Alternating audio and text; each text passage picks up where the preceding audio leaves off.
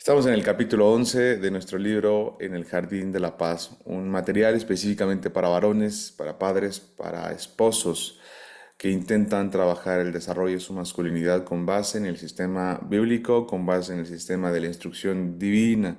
Y nos montamos en este sistema que por supuesto tiene más un lado judío, sin embargo es un gran material. Si tú eres una mujer, si tú eres esposa y de pronto llegas a este libro, te voy a invitar a que le pongas pause. Es justamente la petición del autor que solamente este libro sea leído por varones y no por mujeres o por esposas. La razón de esto es que como esposa solo podrás ocuparte del 100% de tu responsabilidad, que es, por supuesto, parte de la mujer, que es parte de la esposa, y podrás ocuparte el 0% de la responsabilidad de tu esposo. Y si lees este libro, te va a ofrecer responsabilidades para el esposo que tú vas a querer decirle, y eso es justamente lo que podemos y queremos evitar. De igual forma, a los esposos les está prohibido leer el libro que está disponible para las esposas. Sin embargo, ese libro para las esposas quedará aquí colgado en la descripción de este video para que puedas escucharlo, o perdón, para que puedas leerlo y que puedas instruirte tú como esposa o como mujer. Si ya la pausaste, pues bueno, si no, páusalo. Y si no eres mujer y si eres varón y estás acá, esposo, papá, este libro es para ti. Estamos en el capítulo 11, por supuesto en el playlist vas a poder ver todo el resto de capítulos anteriores. Sale y nos encontramos hoy, 20 de junio, son las 7:24 de la mañana, estoy en San Antonio por ahora, pero son 6:24 de la mañana, hora de Ciudad de México. Y bueno, es un gusto poder reunirnos entre amigos para poder estudiar.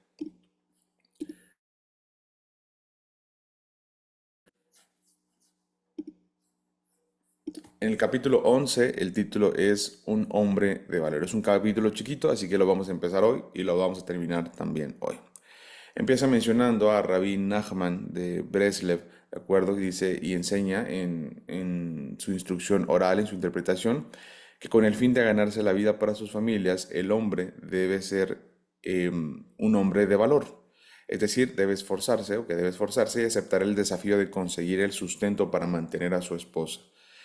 Dice, entonces le es concedido desde el cielo una medida de gobierno espiritual que invoca la bendición de los ingresos. Esto me gusta mucho porque es algo que también la Biblia respalda y dice que todo hombre que quiera que su oración sea escuchada y que su oración no tenga impedimento debe amar y respetar y honrar a su esposa. Qué interesante esta concepción que mencionan nuestros hermanos de Judá y es dice, como le es concedido desde el cielo por causa de justamente este sustento, dice, una medida de gobierno espiritual que invoca la bendición de los ingresos. Dice, en otras palabras, el marido no debe ser perezoso o sentarse de brazos cruzados y no dejarse hundir en la tristeza y la melancolía. Debe creer en sí mismo y saber que puede ganarse la vida. Escucha esto. Debe creer en sí mismo y saber que puede ganarse la vida. Luego, debe clamar al Creador que le ayude y realizar, perdón, todo esfuerzo práctico que sea necesario para lograr la subsistencia de su familia. Así prácticamente todo lo que llega a tu mano es lo que vas a hacer. Se llama prudencia, se llama atención, se llama conexión, se llama esfuerzo. Dice, asumir responsabilidad. El deber y la responsabilidad de la subsistencia incumben solo al marido. La esposa no debe ocuparse o preocuparse por ello. El hombre que se casa conforme a la Torah acepta esta responsabilidad firmando la Ketubá. La Ketubá ustedes conocen que es el contrato matrimonial judío que entrega a su esposa y donde está escrito explícitamente, trabajaré, te respetaré, te alimentaré, te sustentaré, te mantendré, te atenderé y te vestiré. De hecho, el marido se compromete ante su esposa a proveerle vestimenta, alojamiento, etc. Todas las necesidades de la mujer recaen sobre el marido, en tanto que ella no tiene responsabilidad alguna de mantener la casa.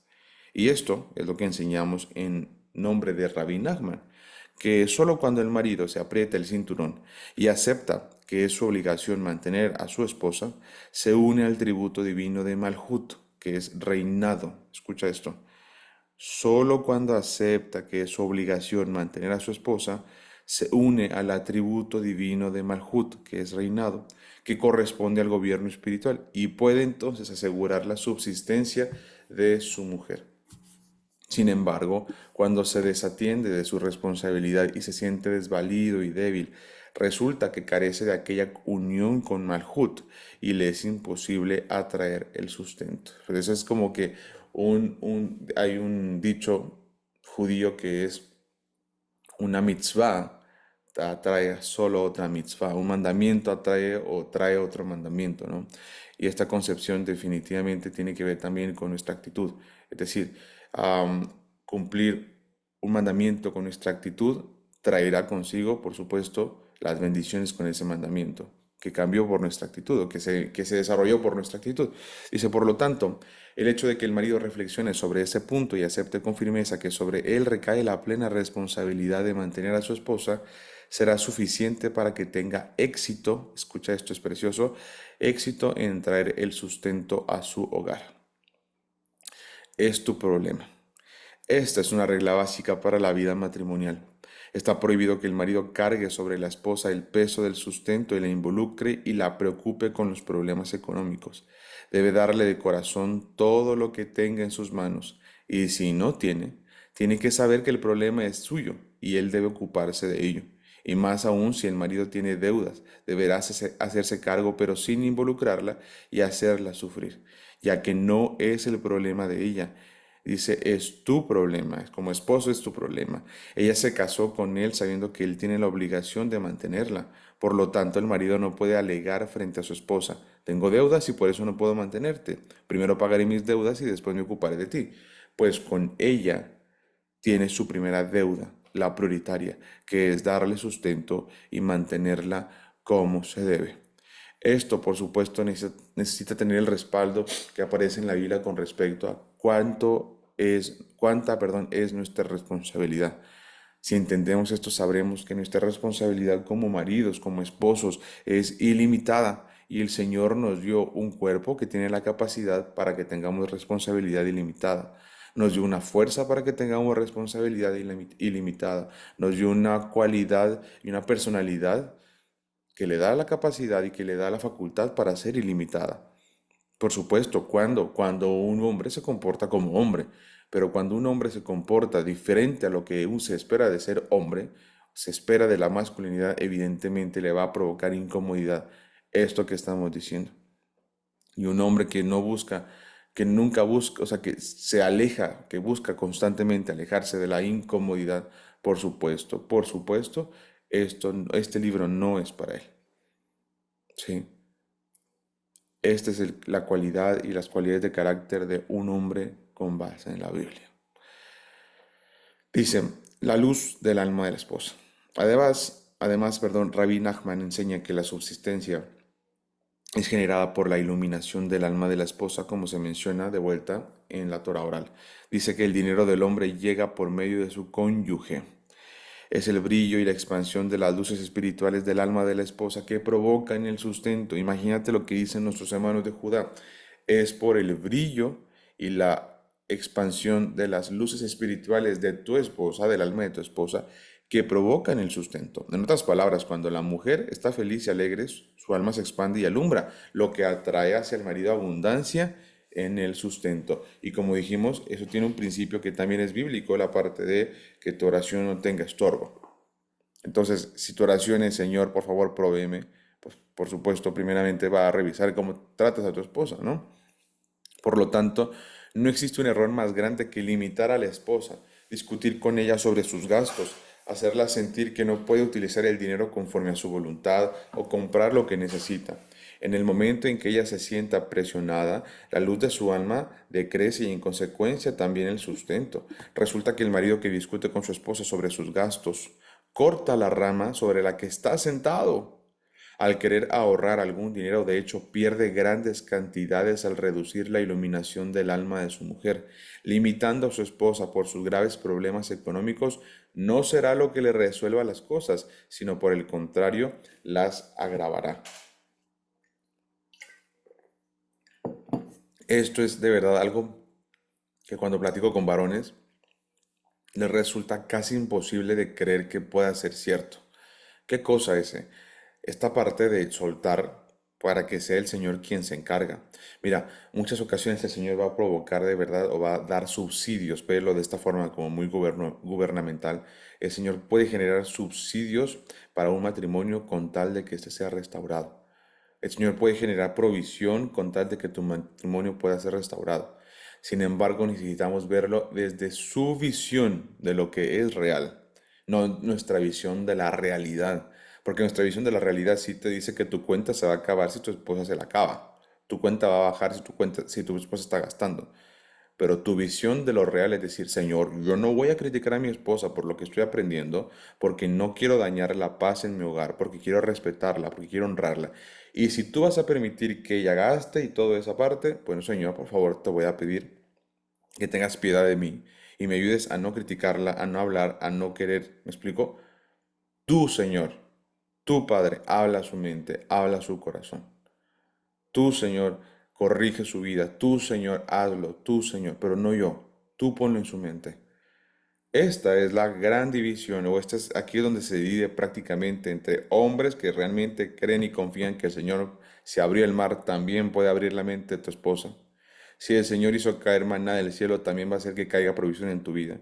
Si el Señor cuidó por 40 años a los israelitas sin que ellos trabajaran en una sola cosa, porque no trabajaban en nada más que escuchaban la voz del Señor en el desierto, bueno, por supuesto lo puede hacer en tu vida y en tu familia. Y si no crees esto, y si no crees, o sea, que el Señor lo puede hacer, pues ¿qué va a pasar? Vas a decir como en Deuteronomio 18, si no me equivoco, que vas a decir prácticamente con mi fuerza y con mi mano, nada más lo voy a hacer si yo lo puedo lograr.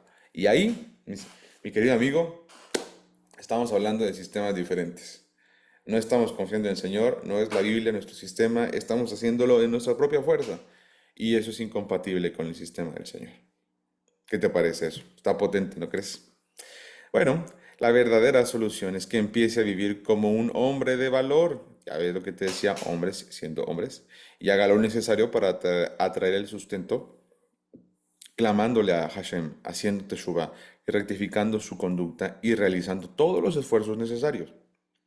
Él se comprometió a darle sustento y debe cumplir su compromiso con todas sus fuerzas. Por lo tanto, no solo le está prohibiendo esperar que ella lo comprenda, perdón, dice, no, por lo tanto, no solo le está prohibido esperar que ella lo comprenda o le ayude con la subsistencia, sino que además debe tratar de alegrarla, comprarle regalos, darle dinero para sus gastos, etcétera. Cuando así lo haga, se expandirá su luz, a la luz del alma de tu esposa, y eso mismo atraerá el sustento. Punto. Se vuelve a repetir la idea. Es con tu esposa, ahí está tu rectificación, ¿sí? Es tu rectificación, esa es la rectificación que el Señor está buscando que tengas tú. Las joyas de la esposa. Dice, dijeron nuestros sabios, el hombre debe siempre honrar a su esposa, pues la bendición en el hogar es solo en virtud de ella, tal como está escrito en Génesis 12:16. Y Abraham fue bendecido, perdón, por causa de ella.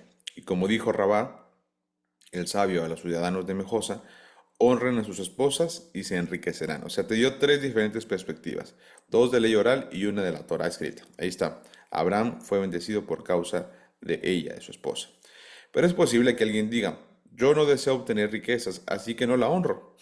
Al respecto, dice el Talmud, tres cosas llevan el hombre a la pobreza.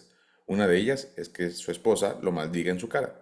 Rabá comenta que ella le maldice porque no quiere comprarle joyas y el Talmud añade que se trata del caso que él tiene el dinero pero es demasiado tacaño para comprárselas.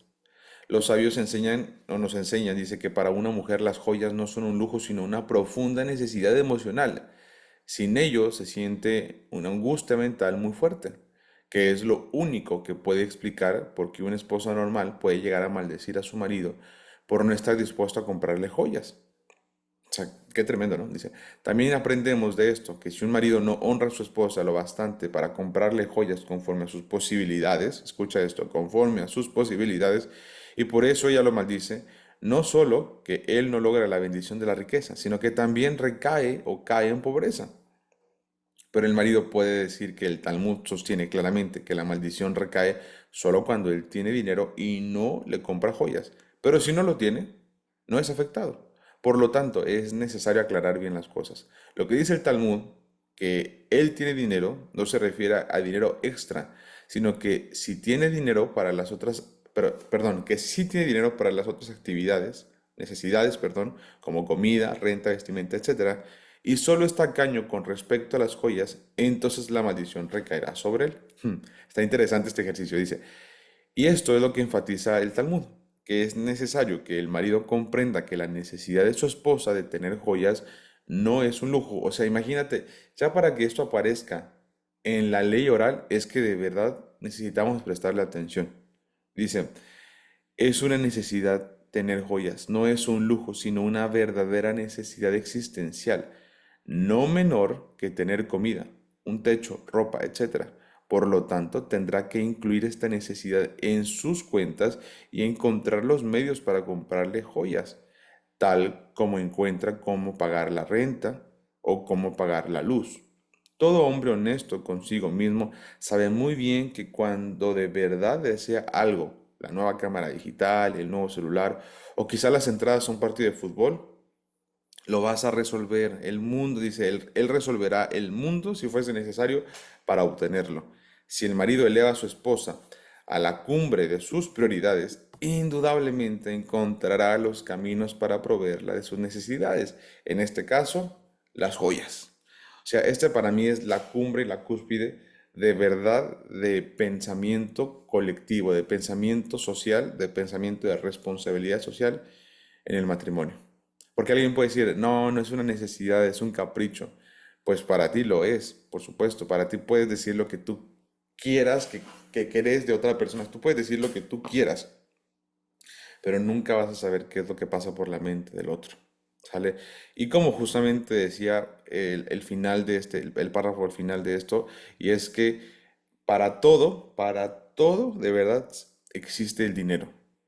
Lo que puede no existir son los presupuestos, la educación financiera y el proceso sobre cómo obtenerlo. Pero sí es cierto, la verdad es que como hombres, si tú quieres algo, seguramente vas a encontrar la forma y la manera para poder obtenerlo. Entonces, que en esa lista de prioridades, de deseos y de búsqueda para poder obtener algo, que también esté los deseos de tu esposa. Probablemente tu esposa diga, no, yo no quiero una joya, yo no quiero algo de esa magnitud, no me gusta, no, no lo uso, etcétera. Pero hasta la fecha, y con lo que he enseñado y con lo que he compartido, con lo que he vivido, no he conocido nunca una mujer que reciba eh, un detalle bonito de algún accesorio bonito, alguna pulsera, aretes, un collar, algo sencillo incluso, que a pesar de que diga que no, lo acepte y lo use. Yo no conozco. E incluso hace muy poquito alguien me dijo, yo no utilizo nada de eso, y es una amiga importante de la familia. Yo no le pregunté, yo solo fui, compré una pulsera que sabía que le iba a quedar, le puse una piedra como de zafiro, le dije como la cuenta del Homer, esa es tu vida. Y me dijo, "Mm, yo no uso nada", y la verdad es que las veces que la he visto, yo creo que la está usando, bueno, no creo, la está usando y, y no sé si lo use cuando yo estoy o no, pero yo lo que sí sé es que la está usando. Entonces, al final de cuentas, am, sí, es una realidad. ¿Cómo es que estos detalles de embellecer a tu esposa, incluso como parte de estos presupuestos, es algo que debería existir? Por supuesto que sí. No seas mezquino. Hay maridos que discuten con sus esposas porque ellas gastaron, según su opinión, algunos centavos más de lo necesario, e incluso sumas grandes que ellos piensan que se podrían ahorrar. Rabbi Nachman enseña que tal hombre tiene la mentalidad del endeudado, pues es poseedor de una mente estrecha, lo que puede hacerle caer en deudas.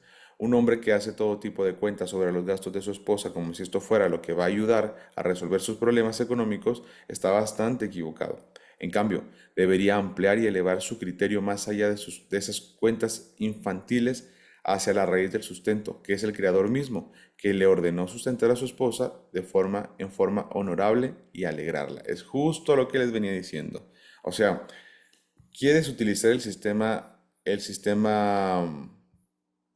bíblico, bueno, en el sistema bíblico, de verdad, el que va a sostener tu vida económica, tu vida material, no eres tú, es el Señor mismo, ¿sí? Entonces, en lugar de estar contando y en lugar de estar intentando pensar, y escucha, me encantó esto, o sea, en lugar de trabajar con tu criterio, pues no, o sea, es elevar tu criterio a lo real del Señor. Una cosa es tu realidad y otra cosa es lo real del Señor. Y es elevar nuestro criterio a lo que es real según su visión. Y en lo que es real de su visión se supone que tenemos un Dios que, como decimos todo el tiempo, es el dueño del oro y la plata, es nuestro sustentador, es el proveedor. Pues sí, pues ahora ya no solo lo mencionemos, ahora vivámoslo, pues. Cuando nos apeguemos a su voluntad, cuando de verdad nos humillemos, cuando estemos de verdad atentos, cuando estemos de verdad dispuestos a ser gobernados por Él. Y si en el gobierno de Él te manda a honrar a tu esposa, Él te va a sustentar. Es elevar tu criterio.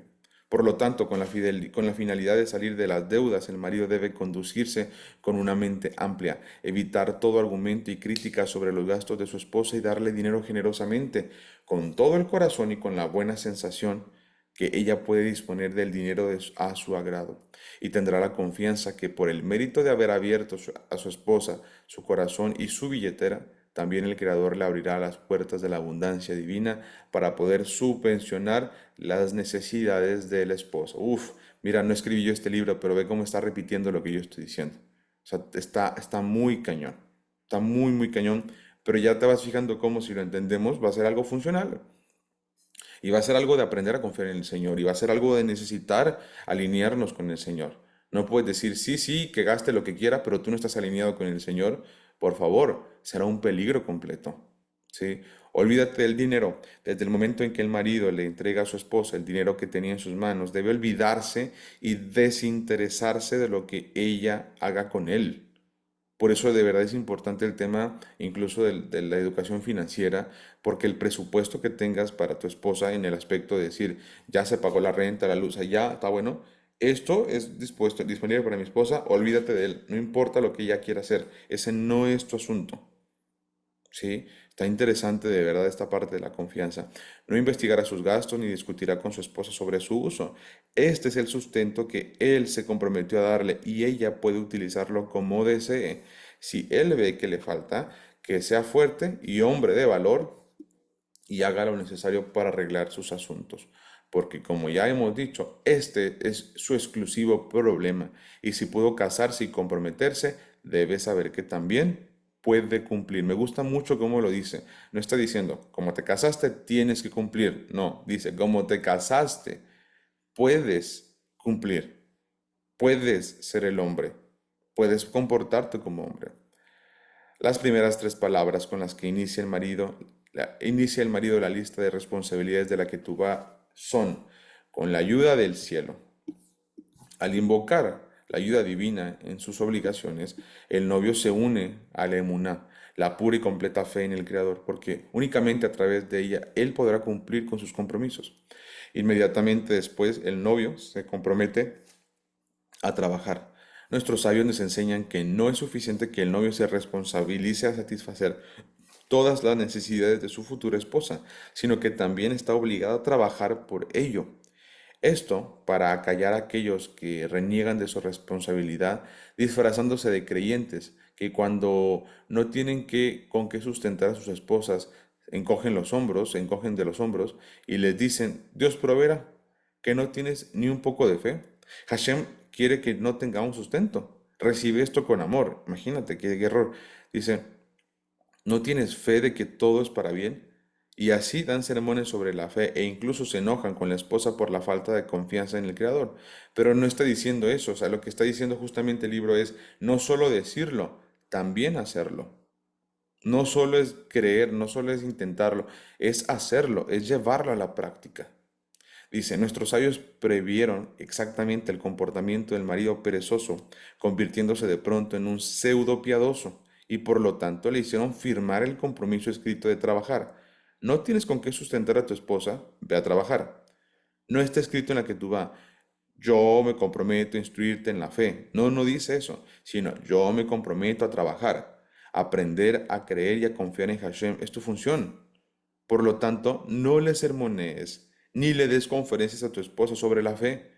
Si hubiesen querido nuestros sabios que la esposa se fortalezca en la fe y la confianza al Creador, entonces, en lugar de hacer firmar al esposo sobre su obligación de brindar subsistencia, hubiesen hecho firmar a la esposa su obligación de confiar, en Hashem, sin pedirle nada al marido. Es decir, no se está firmando sobre confiar en Dios, eso está resuelto. Se está firmando sobre la subsistencia, sobre la provisión. Dice, y no discutas, querido lector, usando el hecho que a lo largo de las generaciones hubo muchos grandes justos y sabios que no tenían ni un centavo y vivieron en la pobreza absoluta. Debes saber que ellos vivieron dentro de sus medios y no estaban enfocados, no estaban endeudados, con persona alguna. Ellos vivieron solo con lo poco que tenían y estaban contentos de verdad con lo suyo.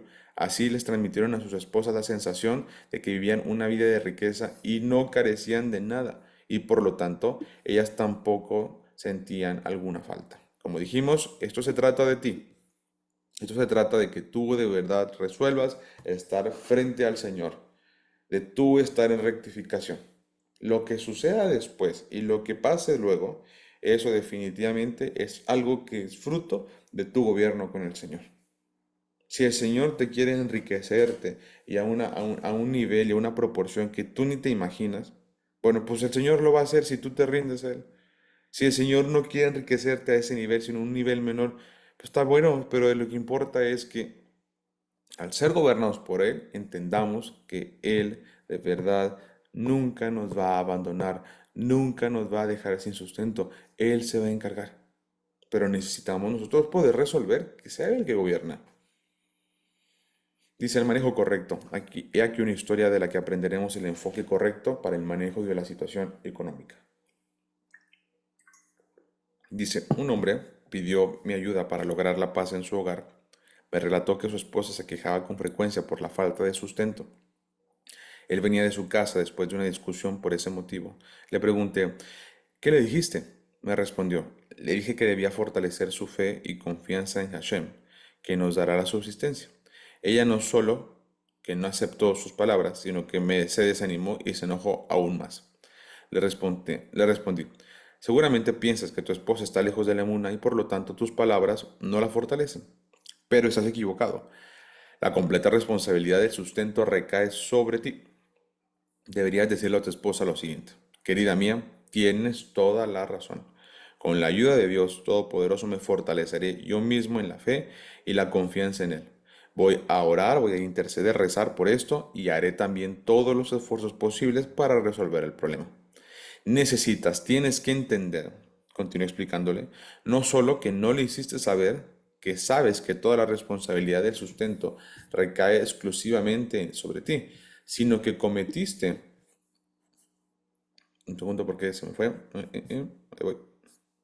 Sino que cometiste varios errores. Le diste a entender que la responsabilidad también recae sobre ella. Además, le hiciste sentir que de tu parte nada impedía la subsistencia y le insinuaste que falla esta en ella, o sea, la fe, pues. Dice, pues debe fortalecer su fe para tener sustento. En otras palabras, le hiciste sentir que todo depende de ella y la lastimaste sin razón, dándole la sensación que es la principal culpable de la situación.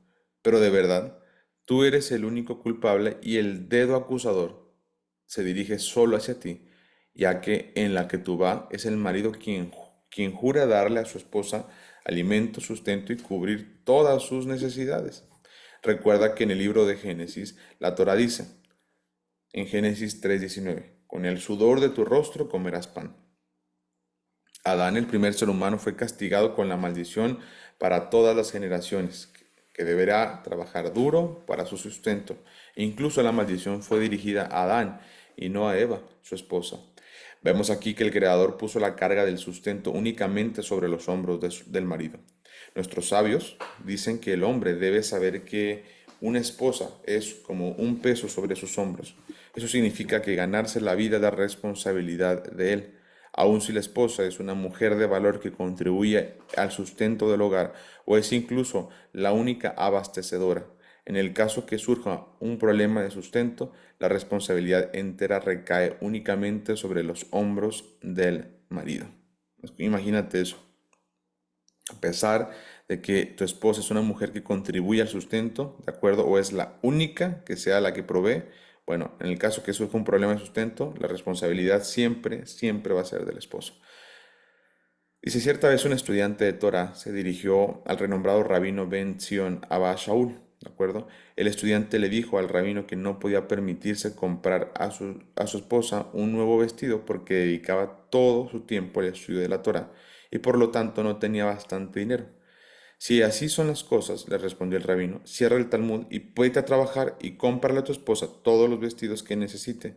Te comprometiste a ello con juramento y firma, dice, y el estudio lo voy a volver a leer, dice, te comprometiste a ello con juramento y firma, y el estudio de la Torah no justifica eludir un juramento. Vemos aquí la gran obligación del marido de asegurarle sustento a su esposa. El marido debe tener cuidado de no hacer sentir a los miembros de su hogar que no es capaz de traer el sustento. Si su esposa le pide algo, le prometerá cumplirlo y el Creador lo proveerá. Dice, recuerda, los ojos de tu esposa se dirigen hacia ti y tus ojos deben ser dirigidos al Creador. El libro Shevet Musar enseña, no cuentes a tus problemas financieros, no cuentes tus problemas financieros, perdón, a los miembros de tu hogar, pues ellos no pueden apoyarte. La función de apoyar pertenece al esposo. Dice, él sostiene a su esposa y no ella a él. Ella no tiene los medios emocionales y espirituales de enfrentarse con los problemas financieros de su esposo, ya que no es su responsabilidad ganarse la vida. Ya que los ingresos son la preocupación del marido, él deberá escuchar sus preocupaciones y aflicciones, apoyarla y animarla. En lo referente al manejo del dinero en el hogar existen tres posibilidades. La primera, que el marido maneje solo el pago de los gastos. La segunda, que el marido y la esposa lo manejen juntos. Y la tercera, que la mujer maneje sola el pago de los gastos. Las dos primeras opciones a menudo llevan a discusiones y pleitos, ya que el marido supervisa y con frecuencia critica los gastos de su esposa. También, si falta algo en la casa, la mujer culpa a su esposo. Pero cuando el marido le cede a la esposa la administración de los gastos, logra varios beneficios. El primero, ella se siente valorada por la confianza que ha puesto su esposo en ella. El segundo beneficio, ella no tiene ninguna queja de que él le evite hacer algo, de que él le evita hacer algo. El tercero, si sus ingresos son limitados, le será a ella más fácil comprender la situación. Y el mayor beneficio de todos, se evitarán todas las discusiones, las quejas y las interminables riñas sobre el tema económico. No seas tacaño. Una de las peores y más crueles defectos que más perjudican la paz del hogar es la avaricia. El hombre avaro ama al dinero a tal punto que su corazón está sellado al sufrimiento de su prójimo. Por causa de esta terrible característica, él se conduce con crueldad y no tiene ni piedad ni compasión por los demás. Y por supuesto que no se da cuenta de su avaricia y solo justifica su conducta. El amor al dinero literalmente le enceguece, tal como está escrito en Deuteronomio 16:19, pues el cohecho enceguece a los ojos de los sabios y pervierte las palabras de los justos. Por eso el avaro es generalmente odiado, lo que no agrega mucha bendición a su vida y ciertamente no a su dinero.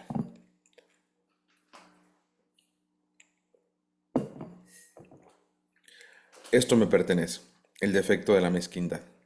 Tiene su raíz en la herejía de que mi propia fuerza y el poder de mi mano lograrán para mí este éxito. Es justo lo que decía en Deuteronomio 8:17. Yo dije Deuteronomio 17, pero no, es 8:17. Esta persona piensa que el sustento depende de ella misma. Tal herejía se manifiesta en dos formas. La primera, cuando el hombre tacaño tiene dinero, piensa que lo consiguió con sus propios esfuerzos. Por lo tanto, está convencido que le pertenece en forma exclusiva y lo quiere guardar para sí mismo. Él no reconoce que fue el creador quien le ha dado ese dinero, no solo para él, sino también para las personas que de él dependen. Cuando Hashem vea que no lo comparte con los suyos, simplemente se lo quitará, ya que él es el que empobrece y enriquece. El avaro desconoce, que todo el tiempo que Hashem quiere que él tenga dinero, aunque lo gaste, siempre tendrá más. Con más razón, no perderá nada de lo que gaste en cumplir con los preceptos, dice, y en particular con el precepto de la caridad. Voy a volver a leer esto que es bien importante. El avaro desconoce que todo el tiempo que Hashem quiere que él tenga dinero, aunque lo gaste, siempre tendrá más. El avaro desconoce que todo el tiempo que Hashem quiere que él tenga dinero, aunque lo gaste, siempre tendrá más. Con más razón, no perderá nada de lo que gaste para cumplir con los preceptos y en particular con el precepto de la caridad. Escucha esto, o sea, nunca va a ser una pérdida de dinero utilizar el dinero para justamente cumplir con los preceptos, que es justo lo que venimos diciendo. Si el creador no quiere que tenga dinero, entonces nada le ayudará, ninguna estrategia y ningún esfuerzo por mantenerlo le servirá en absoluto. Aún guardando el dinero en cajas, en 100 cajas fuertes, él se lo quitará si así lo decidió. La segunda forma, cuando el hombre tacaño no tiene dinero, piensa que está exento de ayudar a otros y de preocuparse de las necesidades de los miembros de su hogar. Él no sabe que Hashem lo supervisa y maneja el mundo según la regla espiritual de medida por medida. El Creador recompensa generosidad con generosidad, aunque él no la merezca. Tal como dijeron los sabios, un pobre caritativo no ve los signos de la pobreza. Los ávaros pueden ser catalogados en cuatro tipos. Hay algunos, tipo uno, hay algunos que lo son hacia los extraños, pero no hacia su propio entorno o a su entorno próximo. Los segundos es que existen los que por el contrario hacia afuera son generosos porque gustan de honores, pero en casa, en sus casas son mezquinos. Y tres, hay quienes son ávaros con todos los demás e incluso con seres queridos, pero no con ellos mismos. Para su beneficio y gozo espiritual pueden gastar dinero muy fácilmente. Y cuatro, dice, a quienes son mezquinos con todos e incluso con ellos mismos. No se permiten disfrutar del dinero y lo único que hacen es atesorarlo. ¿Y qué pasa al final? Todo se pierde o queda para que otros lo disfruten. Para casi terminar, un buen marido. Dice, uno de los tipos de mezquindad más detestable es cuando el hombre es avaro con su propia familia. Su tacañería no le permite sentir las necesidades de su esposa y de sus hijos. Es cruel con ellos y no les da lo que necesitan. Todo gasto en su vida, en su casa, perdón, le parece innecesario y se enoja con los miembros de su familia. Disputa con ellos y amarga sus vidas. No existe un sufrimiento mayor para la esposa que cuando el marido es avaro. Ella por naturaleza, perdón, necesita que su marido la ilumine y en términos prácticos que le dé el dinero que necesita. Incluso en el caso de un hombre pobre que no tiene lo que dar y dice, y su esposa lo entiende. Esta situación le es difícil para ella y se quejará. Dice, tanto más cuando el marido tiene el dinero y no se conduce con generosidad y con mucha más razón si se conduce con generosidad pero solo consigo mismo y con las demás personas pero no con su esposa. Ciertamente no hay amargura mayor para esa mujer. Si el marido solo creyera en las palabras del Talmud, que el que honra a su esposa se enriquece, con certeza se apuraría a honrarla y a comprarle ropa y joyas. Y por supuesto, no la criticaría ni se enojaría por sus gastos, aunque sean innecesarios, ya que sabría que el enojo hace perder el sustento. Además, el Talmud enseña que el hombre debe siempre comer y beber por debajo de sus medios, vestirse y cubrirse según sus medios y honrar a su mujer y a sus niños por encima de sus medios. Qué buena esta.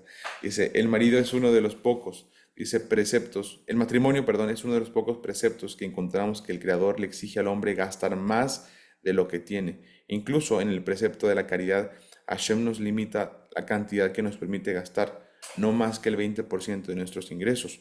Pero cuando se refiere a la esposa, se nos requiere, dice, se nos requiere gastar más de lo que podemos permitirnos. Esto demuestra cuán importante es para Hashem que respetemos y honremos a nuestras esposas. Por supuesto, esto es ley oral.